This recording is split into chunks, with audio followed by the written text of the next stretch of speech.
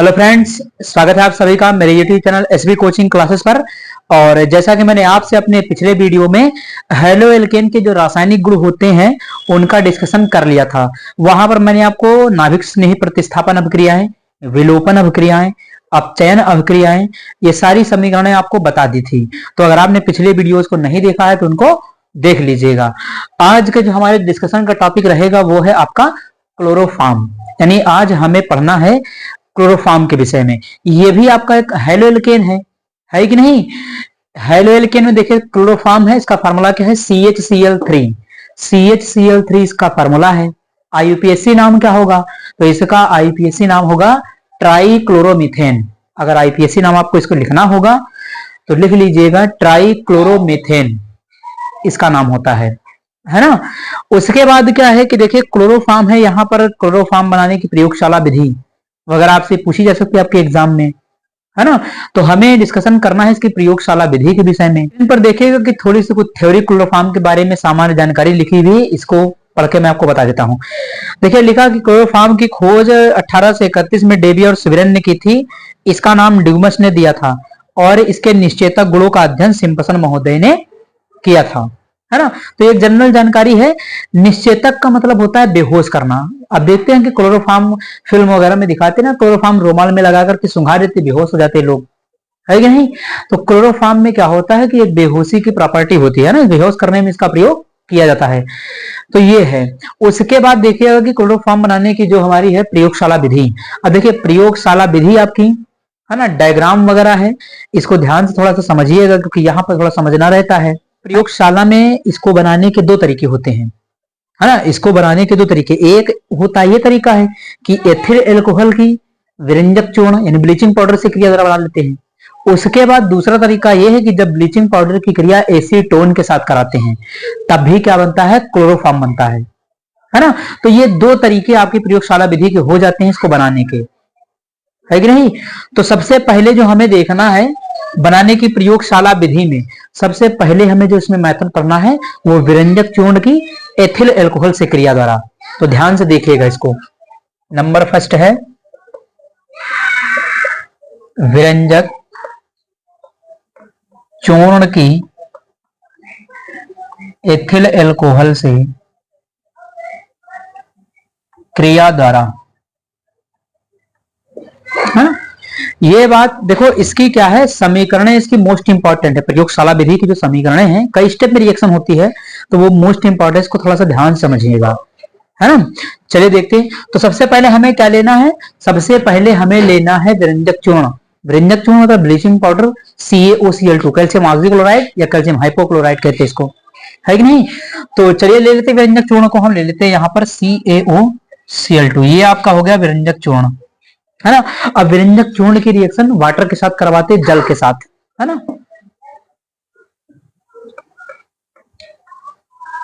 चलिए, तो CaOCl2 और वाटर हो गया। अब यहां से इसकी रिएक्शन इसके साथ हो जाएगी तो बनेगा बुझा हुआ चूना, कैल्शियम हाइड्रोक्साइड।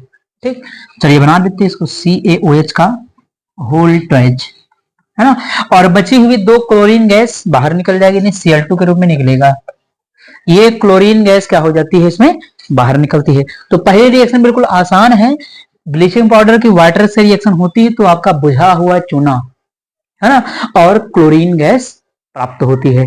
ये रिएक्शन जो हो क्या होता है जब वाले में बहुत पूछी जाती है, क्लास 10th वगैरह में है, या आप में क्या होता है जब वाला जो प्रश्न आता है उसमें रिएक्शन बहुत पूछी जाती है, क्या होता है जब, है ना, बुझे हुए चूने में क्लोरीन गैस प्रवाहित की जाती है। तो ये बुझा हुआ चूना है, ये क्लोरीन गैस है, तो रिएक्शन को पलट करके लिख देना, यानी यही रिएक्शन इधर आ जाएगी। तो ये रिएक्शन कई बार पूछी जाती है, मतलब इंपॉर्टेंट की कैटेगरी में आती है ना। हाई स्कूल वगैरह में तो बहुत पूछी जाती है, और हो सकता है कि आपके एग्जाम में जो क्या होता है जब कैसे प्राप्त करोगे ये वाला जब प्रश्न आता है तो उसमें ये की रिएक्शन बहुत ज्यादा दी जाती है कि क्या होता है जब बुझे हुए चूने में क्लोरीन गैस प्रवाहित की जाती है। तो ब्लीचिंग पाउडर बनता है और वाटर का निर्माण होता है, तो ये हो जाता है। अब तो ये इस समीकरण का पहला स्टेप है।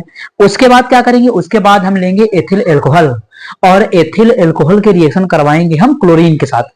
चलिए, तो यहां पर ले लेते हैं CH3 CH2 OH। ये है आपका एथिल एल्कोहल, किसके साथ रिएक्शन करवानी, क्लोरीन के साथ, Cl2 के साथ। चलिए Cl2 ले लेते हैं यहाँ पर, है ना। तो बनेगा क्या यहाँ पर, तो यहाँ पर एथिल एल्कोहल की क्रिया जब क्लोरीन के साथ करवाया तो एक प्रोडक्ट बनेगा एस्टल्डिहाइड, है ना, और हाइड्रोक्लोरिक अम्ल बाहर निकलेगा। चलिए बना देते हैं CH3 CHO और बाकी 2HCl निकल जाएगा, यानी 2 Cl यहां से, 2 हाइड्रोजन यहां से, 2 हाइड्रोजन निकल जाएंगे। 2 हाइड्रोजन कैसे निकाल सकते, 2 वाटर चले गए तो CH3CHO, है ना, H2 चला गया, 2 Cl और 2 हाइड्रोजन निकल गए तो 2HCl बाहर निकल गया, ये बन गया एस्टल्डिहाइड, है ना। ये जो बना है इसको क्या कहते हैं, इसको कहते हैं एसीटैल्डिहाइड। इसका नाम लिखना होगा तो आप लिख सकते हैं एसीटैल्डिहाइड, इसका नाम है एसीटैल्डिहाइड। अब इस एसीटैल्डिहाइड की क्रिया, यानी ये जो एसीटैल्डिहाइड बना है इसकी क्रिया हम करवा देंगे आपका क्लोरीन के साथ, यानी एसीटैल्डिहाइड की रिएक्शन क्लोरीन के साथ। चलिए करवा देते हैं। तो यहां पर देखते हैं, लिख दिया मैंने CH3 COOH, ये लिख दिया ऐसे CH3 CHO, देखिए वही तो लिखा है, संरचना केवल इस तरह के समझाने के लिए आपको लिख दिया है। तो ये हो गया। उसके बाद क्लोरीन ले लेंगे Cl2, है ना, और क्लोरीन का कितना मोल लेना है, तो क्लोरीन का यहाँ 3 मोल लेना है, यानी यहाँ पर आपको 3, क्योंकि यहाँ पर ये हाइड्रोजन तीनों हट जाएंगे तो यहाँ पर हम ले लेते हैं 3Cl2। 3 मोल इसलिए लिया क्योंकि 3 हाइड्रोजन यहाँ से हटेंगे, तो 3H और 3Cl मिलकर के 3HCl बाहर, बाकी देखिए बनेगा क्या आपका CCl3 CHO। ये इसको कहते हैं क्लोरल, ये क्या है आपका, तो इसको कहते हैं क्लोरल। ये क्या बना, ये बना क्लोरल। और क्या निकलेगा, तो 3Cl यहां से और 3H यहां से मिलकर के क्या निकलेगा बाहर, तो 3HCl, यानी इस प्रकार से ये क्लोरल बन जाएगा। अब क्या करना है, अब इस क्लोरल की रिएक्शन, ये जो क्लोरल बना है इसकी रिएक्शन बुझे हुए चूने से करवा देनी है, कैल्शियम हाइड्रोक्साइड से, सीधे बन जाएगा क्लोरोफॉर्म और कैल्शियम फार्मेट। चलिए करवा देते रिएक्शन को। तो यहां पर ये हो गया। अब इसको हम लेकर के रिएक्शन करवा देंगे बुझे हुए चूने से। चलिए तो यहां लिख लेते हैं CCl3 CHO और ले लेते हैं कैल्शियम हाइड्रोक्साइड। ये बुझा हुआ चूना, ये क्लोरल है, तो क्लोरल की रिएक्शन करवा देंगे, क्लोरोफॉर्म बनेगा, यानी एक बन जाएगा आपका 2CHCl3, यानी ये बन जाएगा 2CHCl3, क्लोरोफॉर्म बन गया। एक बनेगा कैल्शियम फार्मेट। कैल्शियम फार्मेट क्या होता है, ये यहां पर लिख देते HCOO का होल ट्वाइस CN, ये बन गया कैल्शियम फार्मेट और ये बन गया क्लोरोफॉर्म, है ना, यानी ये क्या है आपका क्लोरोफॉर्म है, ये क्लोरोफॉर्म,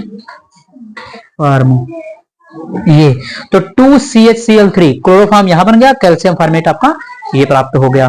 तो इस प्रकार से इतनी सारी, यानी ये 4 स्टेप में इसकी प्रयोगशाला विधि की समीकरण इंपॉर्टेंट हो जाती है। इसमें 4 स्टेप में रिएक्शन होती है ना, जो आपके सामने चारों लिखे हुए हैं स्टेप बाय स्टेप, है ना। तो क्या करिए कि आप इसको प्रयोगशाला विधि का व्यंजक चूर्ण की एथिल अल्कोहल से क्रिया द्वारा क्लोरोफॉर्म कैसे बनाया जाएगा उसको मैंने आपको यहाँ पर समझा दिया है ना। आप इसका स्क्रीनशॉट ले लीजिए, फिर इसका डायग्राम जरा स्क्रीन पर मैं आपको लगा करके उस डायग्राम के विषय में बता दूं कैसे रिएक्शन होती है ना। तो चलिए आप इसका तब तक स्क्रीनशॉट ले लीजिए। तो चलिए अब डिस्कशन करते हैं इसकी प्रयोगशाला विधि के विषय में। तो देखिए यहाँ पर आपकी स्क्रीन पर एक डायग्राम इसका आ गया है जो बना हुआ है क्लोरोफॉर्म का, है ना। तो इस डायग्राम की प्रैक्टिस आप कर लीजिएगा, मान लीजिए एग्जाम में से आ जाए तो आप इसको बना सकें। तो इस डायग्राम में देखिए अब है क्या क्या, मैं आपको ये बता देता हूं। तो सबसे पहले इस डायग्राम में आप देखिएगा कि आपको दिया गया है, इसमें एक बर्नर नीचे है सबसे साइड में, है ना। ऊपर आपका एक गोल पेनी का फ्लास्क है बना हुआ है उसके अंदर, है ना। उसमें लिखा हुआ आपका जल ऊष्मक या बालू ऊष्मक, कहीं कहीं जल ऊष्मक लिखा होता है, कहीं कहीं बालू ऊष्मक लिखा हुआ होता है ना। एक स्टैंड के ऊपर छोटे से रखा हुआ है, उसमें क्या है लिखा है आसवन फ्लास्क। तो ये फ्लास्क कौन सा है, आसवन फ्लास्क है, ठीक। उसके बाद इसमें एक संघनित्र है, देखिए नलिका यहां से जुड़ी हुई है, संघनित्र बना हुआ है। संघनित्र में क्या है, एक साइड से जल आता है और एक साइड से जल जाता है। संघनित्र का काम ये होता है ठंडा करना, किसको, वाष्प को, ठीक। और साइड में देखिएगा एक ग्राही बना हुआ है जिसमें हम इस क्लोरोफॉर्म क्या करते हैं, एकत्रित करने का काम करते हैं, है कि नहीं। तो आप ये डायग्राम जो है स्क्रीन पर अपने देख पा रहे होंगे। अब देखिए क्या है कि इस डायग्राम में आपको लिखना क्या है। जैसे मान लीजिए एग्जाम में आता है तो आपको लिखना क्या, तो जो डायग्राम में बना है, जो जो बनाया गया है वही आपको लिख देना है। तो लिखेंगे कि सर्वप्रथम एक आसवन फ्लास्क में एथिल एल्कोहल और विरंजक चूर्ण का मिश्रण भर लेते हैं, यानी फ्लास्क के अंदर एथिल एल्कोहल और विरंजक चूर्ण का मिश्रण लेते हैं। अब इस फ्लास्क को बालू ऊष्मक पर रखते हैं, यानी बालू ऊष्मक पर रखने के लिए, बालू ऊष्मक क्या है, तो बालू ऊष्मक पर इसलिए रखते हैं क्योंकि यहाँ पर जो टेम्परेचर देना तापमान, वो इसको धीरे धीरे स्लो टेम्परेचर देना, कम, ऐसा नहीं कि टेम्परेचर एकदम हाई कर दें, है ना। तो धीरे धीरे इसको गर्म करना है, हीट करना है, ठीक। तो इसलिए बालू ऊष्मक का उपयोग किया जाता है। तो फ्लास्क को बालू ऊष्मक पर रख दिया जाता है और फिर इसे बर्नर की सहायता से गर्म किया जाता है, जिससे क्लोरोफॉर्म की वाष्प बनती है। यानी इसको बर्नर की सहायता से जब गर्म करेंगे तो यहाँ पर क्या होगा कि क्लोरोफॉर्म की वाष्प बनती है। और क्लोरोफॉर्म की जो वाष्प है उसे हम क्या करते हैं कि संघनित्र द्वारा ठंडा कर लेते हैं। और संघनित्र आप देख रहे हैं कि उसमें बना हुआ है। संघनित्र के द्वारा ठंडा करने के बाद उसको एक साइड में क्या लगा हुआ है कि ग्राही, तो ग्राही में उसको हम एकत्रित कर लेते हैं, वो भी द्रव के रूप में। तो द्रव के रूप में हम उसे एक ग्राही में एकत्रित कर लेते हैं। तो इस प्रकार से प्रयोगशाला के अंदर क्लोरोफॉर्म आपको प्राप्त हो जाता है द्रव के रूप में, है कि नहीं। तो जनरल मेथड है कि इसमें जो बना हुआ है यहाँ पर वही लिखा हुआ, वही मैंने आपको बताया भी है ना। इस डायग्राम को भी आप देख करके उसमें बना सकते, जो बना हुआ है वही लिख सकते हैं इसके अंदर, है ना। तो प्राप्त करने का मेथड तो आपको बिल्कुल आसान है कि जो प्रयोगशाला विधि का डायग्राम है उसको देख करके आप लिख सकते हैं।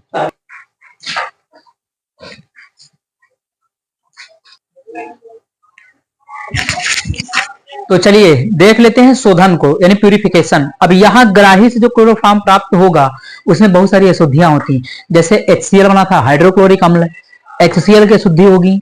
एथिल एल्कोहल था, एथिल एल्कोहल की कुछ मात्रा रह जाएगी, है ना। तो इस प्रकार की अशुद्धियों को दूर करने के लिए विभिन्न चीजों का प्रयोग करते हैं। तो यहाँ पर देखिएगा लिखा है शोधन, यानी शोधन में प्यूरिफिकेशन में क्या करना है। तो शोधन में लिखना कि ग्राही से प्राप्त क्लोरोफॉर्म को NaOH में प्रवाहित करके इसकी अम्लीय अशुद्धि अलग कर लेते हैं।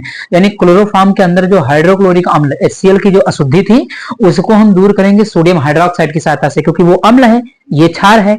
अम्ल क्षार की क्रिया होगी और सॉल्ट बन जाएगा, है ना। और सॉल्ट के रूप में अशुद्धि अलग हो जाएगी। तो वहां HCl हट गया, अम्लीय अशुद्धि दूर। उसके बाद और जल में धोकर एथिल एल्कोहल को अलग कर लेते हैं। फिर उसको क्या करेंगे, हम वाटर के अंदर धो लेंगे। तो वाटर में धोने से एथिल एल्कोहल की शुद्धि अलग हो जाएगी, वो हम अलग कर लेंगे। उसके बाद इस प्रकार प्राप्त क्लोरोफॉर्म से नमी, नमी का मतलब है वाटर यानी जल। अब जल से धो लिया क्लोरोफॉर्म को तो क्लोरोफॉर्म के अंदर नमी आ गई, यानी जल की मात्रा आ गई, है ना। तो इस प्रकार प्राप्त क्लोरोफॉर्म से नमी यानी जल, है ना, अवशोषित कराने के लिए CaCl2 या P2O5 का प्रयोग करते हैं, यानी कैल्शियम क्लोराइड या फास्फोरस पेंटाऑक्साइड P2O5, है ना। तो CaCl2 या P2O5 का प्रयोग करते हैं। ये दोनों क्या करते हैं, पदार्थों से नमी खींचने का काम करते हैं। तो मान लिया ऑब्जेक्टिव प्रश्न में ऐसे पूछ ले कि नम क्लोरोफॉर्म से वाटर को अवशोषित कराने के लिए, जल को अवशोषित कराने के लिए किन पदार्थों का प्रयोग करते हैं, तो CaCl2 या P2O5 का प्रयोग करते हैं, फास्फोरस पेंटाऑक्साइड या कैल्शियम क्लोराइड। ये पदार्थ क्या करें, क्लोरोफॉर्म से नमी को अवशोषित कर लेंगे और शुष्क क्लोरोफॉर्म हमें मिल जाएगा। तो इस प्रकार से इसकी बनाने की प्रयोगशाला विधि होगी। उसका डायग्राम मैंने आपको दिखा दिया, उसका शोधन आपको बता दिया है ना। आप इन सभी का स्क्रीनशॉट ले लीजिए। फिर इसके आगे इसका जो दूसरा मेथड तरीका है उसको भी मैं आपको बता देता हूं। ये डिस्कशन कर लेते हैं मेथड नंबर 2 का। देखिए क्लोरोफॉर्म बनाने की दो विधियां हैं, एक विधि तो मैंने आपको बता दी, दूसरा मेथड क्या है कि विरंजक चूर्ण की एसीटोन से क्रिया द्वारा, विरंजक चूर्ण की एसीटोन से क्रिया द्वारा। चलिए देखते हैं यहाँ पर। तो सबसे पहले हमें क्या करना है, वही ब्लीचिंग पाउडर विरंजक चूर्ण लेना है। तो CaOCl2 हो गया, ठीक। रिएक्शन करवानी है वाटर के साथ, H2O के साथ। तो H2O के साथ रिएक्शन, अब जानते क्या बनेगा, अभी पीछे करवाया है, कैल्शियम हाइड्रोक्साइड बनेगा, क्लोरीन गैस बनेगी।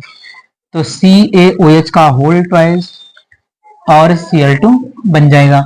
तो ये देखिए इस प्रकार से ये बन जाएगा, होगा कि नहीं होगा, ये हो जाएगा bleaching powder, H2O, calcium hydroxide, chlorine gas.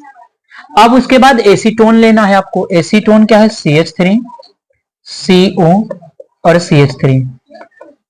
Acetone की क्रिया क्लोरीन से करवाना है तो क्या लिखना है, 3Cl2, यानी क्लोरीन कितने लेंगे? तो 3 मोल लेंगे, क्योंकि यहां से 3 हाइड्रोजन निकालने हैं, 3 यहां पर लगाना और 3 यहां लगाना, 3 HCl में निकल जाएंगे।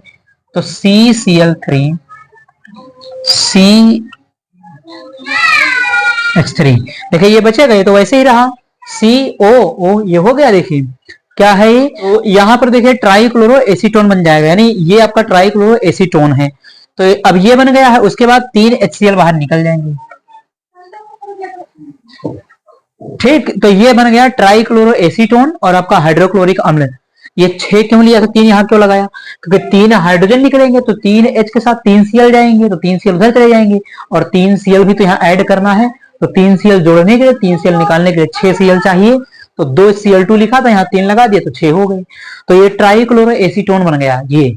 अब इसकी रिएक्शन करवा देनी बुझे चूने से, क्लोरोफॉर्म बन जाएगा।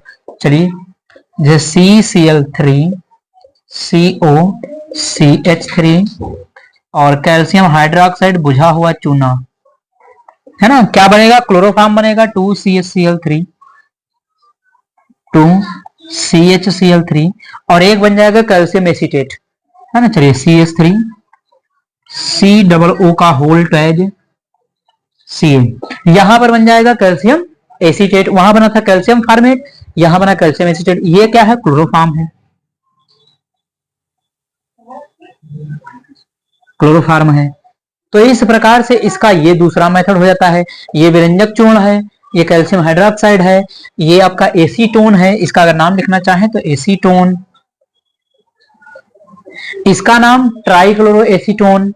ये देखिए ट्राइक्लोरो एसीटोन की क्रिया बुझे चूने से, तो क्लोरोफॉर्म बन गया, कैल्शियम एसीटेट बन गया, है ना। इस प्रकार से इसका ये दूसरा मेथड हो जाएगा। तो आप इसका स्क्रीनशॉट ले लीजिए, फिर इसका शोधन, प्यूरिफिकेशन, शुद्ध क्लोरोफॉर्म का परीक्षण, है ना, इसका स्क्रीनशॉट ले लीजिए, फिर आगे की ओर मैं आपसे डिस्कशन करता हूं।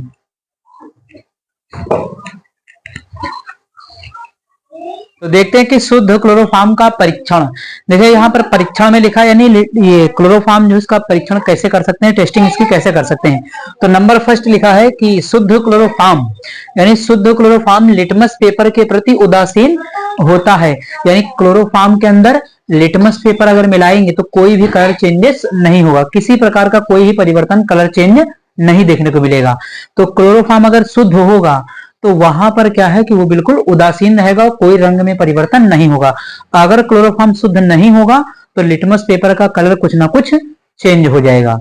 ठीक, तो नंबर 2 देखिएगा, शुद्ध क्लोरोफॉर्म सिल्वर नाइट्रेट, यानी शुद्ध क्लोरोफॉर्म सिल्वर नाइट्रेट विलयन के साथ AgCl का सफेद अवक्षेप नहीं देता है। यानी शुद्ध, अगर क्लोरोफॉर्म शुद्ध है तो सिल्वर नाइट्रेट के साथ जब आप रिएक्शन करवाएंगे तो वहां पर सिल्वर क्लोराइड का सफेद अवक्षेप नहीं मिलेगा, अगर वो प्योर क्लोरोफॉर्म है तब, है कि नहीं। तो ये हो जाएगा इसके लिए। उसके बाद अगला देखिएगा नंबर 3 कि शुद्ध क्लोरोफॉर्म सल्फ्यूरिक अम्ल के साथ काला अवक्षेप नहीं देता है। यानी अगर क्लोरोफॉर्म शुद्ध है तो रिएक्शन सल्फ्यूरिक एसिड के साथ H2SO4 के साथ कराने पर काला अवक्षेप नहीं मिलेगा। अगर काला अवक्षेप मिल गया तो इसका मतलब दिया गया क्लोरोफॉर्म शुद्ध नहीं है। तो इसकी शुद्धता के 3 परीक्षण कर लिए जाते हैं। ठीक, उसके बाद क्या है कि क्लोरोफॉर्म को शुद्ध रखने के उपाय है। यानी यहाँ पर क्या है कि हमें अगर मान लिया क्लोरोफॉर्म शुद्ध है, प्योर है, उसको कैसे शुद्ध बनाए रखना, उसकी शुद्धता को कैसे बनाए रखना है, क्या करना होगा हमें। तो उसके लिए क्लोरोफॉर्म को शुद्ध रखने के उपाय देखिएगा। पहला क्या है कि शुद्ध क्लोरोफॉर्म को रंगीन बोतल में भरकर रखना चाहिए। तो शुद्ध क्लोरोफॉर्म को रंगीन बोतलों के अंदर भर करके रखना चाहिए, जिससे कि इसका संपर्क सूर्य के प्रकाश से ना हो, है ना। तो वहां पर क्या है कि इसीलिए हम इसको, ये क्वेश्चन कभी कभी छोटे प्रश्नों में आता रहता है कि क्लोरोफॉर्म को रंगीन बोतलों में क्यों भरकर रखा जाता है। तो जिससे कि इसका संपर्क सूर्य के प्रकाश से ना हो, और अगर सूर्य के प्रकाश से इसका संपर्क नहीं होगा तो इसके अंदर फास्जीन गैस नहीं बनेगी जो कि विषैली होती है ना। इसीलिए इसे रंगीन बोतलों में भर करके रखा जाता है। उसके बाद नंबर 2 देखिएगा कि रंगीन बोतल में क्लोरोफॉर्म को बोतल के मुख तक भरकर रखना चाहिए, जिससे यह वायु की ऑक्सीजन से ऑक्सीकृत ना हो। यानी रंगीन बोतल के अंदर तो रखना है क्लोरोफॉर्म को, है कि नहीं। क्लोरोफॉर्म को रंगीन बोतल में भर करके तो रखना है, लेकिन पूरा भर करके रखना है, जरा से भी गैप नहीं छोड़ना है। है ना, ताकि उसमें यह है कि कहीं से भी ऑक्सीजन गैस इकट्ठी ना होने पाए। अगर ऑक्सीजन गैस मिल जाएगी उसको तो ऑक्सीकृत हो जाएगा, ऑक्सीडाइज होकर के आपकी बन जाएगी फास्जीन गैस। है तो फास्जीन गैस बनने से क्या कि वो विषैली गैस होती है, पूरा क्लोरोफॉर्म विषाक्त हो जाएगा, विषैला हो जाएगा, खराब हो जाएगा। है ना, तो फास्जीन गैस विषैली होती है, उसका यूज हम कर नहीं सकते हैं।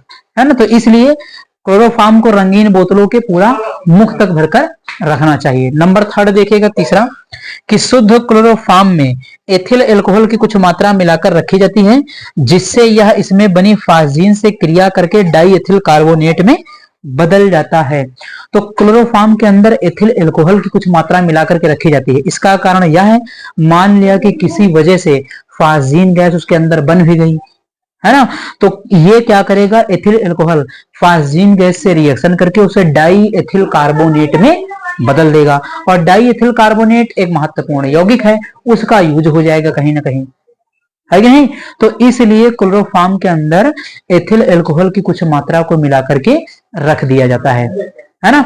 तो इसको शुद्ध रखने के उपाय से छोटे छोटे प्रश्न आते रहते हैं कि क्लोरोफॉर्म को रंगीन बोतलों में क्यों रखा जाता है, बोतल के मुख तक भर के क्यों रखते हैं, इसमें एथिल अल्कोहल की मात्रा को क्यों मिलाते हैं। तो तीनों का जवाब यहां पर लिखा हुआ है और मैंने आपको बता भी दिया है ना।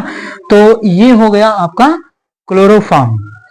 अब इसका स्क्रीनशॉट ले लीजिए, फिर आगे की ओर डिस्कशन मैं आपसे करता हूं।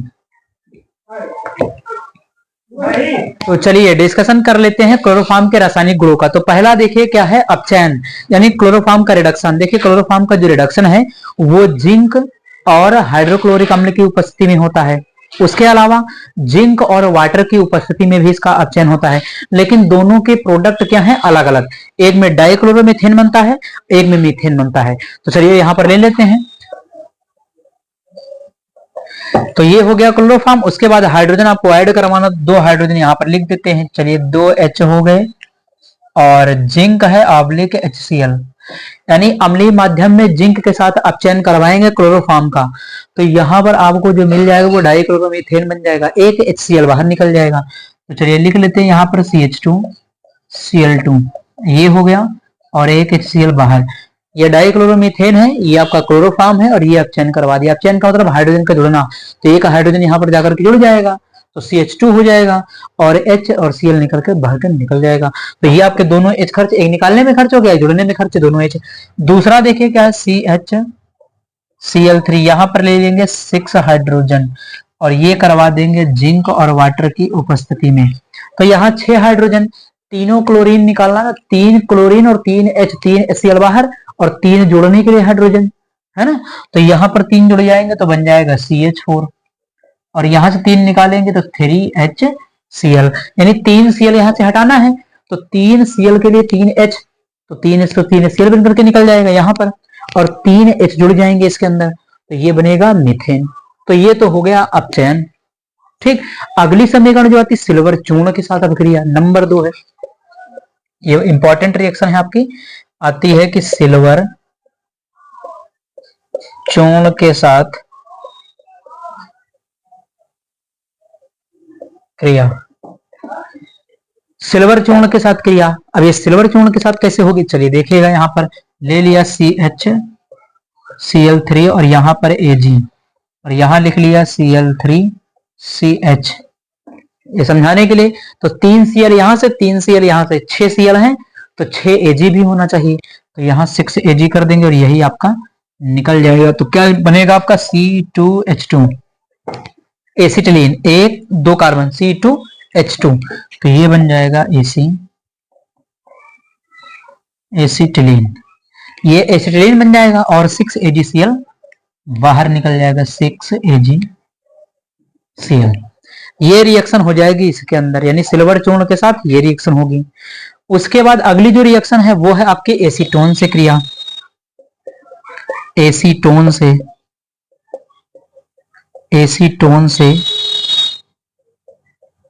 क्रिया। अब एसीटोन के साथ, तो एसीटोन से क्लोरीटोन, क्लोरोफॉर्म की क्रिया जब एसीटोन से होगी तो क्लोरीटोन बन जाएगा। तो चलिए कर लेते हैं इसको, यहां पर लिख लेते हैं CH3CO, ये रिएक्शन करवानी क्लोरोफॉर्म के साथ, तो CHCl3, CH ये वाले बॉन्ड, एक डबल बॉन्ड का एक बॉन्ड टूट जाएगा तो H यहां लग जाएगा और Cl3 इधर लग जाएगा, यानी ये बनेगा CH3 OH और CCl3, इसको कहते हैं क्लोरीटोन। ये हो जाएगा क्लोरीटोन। तो ये आपका एसीटोन है, यहां पर लिख सकते हैं कि ये क्या है, एसीटोन। तो ये हमारे हो गए क्लोरोफॉर्म के 3 रासायनिक गुण। तो यहां तक मैंने आज आपसे डिस्कशन कर लिया है। इसके जो अन्य रासायनिक गुण हैं वो थोड़ा सा बड़े हैं, ब्रॉड हैं, है ना, उनको थोड़ा सा और डिटेल में आपको समझना पड़ेगा। तो यहां तक मैंने आपको आज करवा दिया है ना। उम्मीद करता हूं कि आप सभी को समझ में आया हुआ होगा। इसके जस्ट आगे हम बात करेंगे अपने अगले वीडियो में। तो अगर चैनल पर नए हैं तो चैनल को सब्सक्राइब करें, वीडियो को लाइक करें और शेयर करते रहिए। चलिए फिर मिलते हैं अपने नेक्स्ट लेक्चर में। Thanks for watching this video.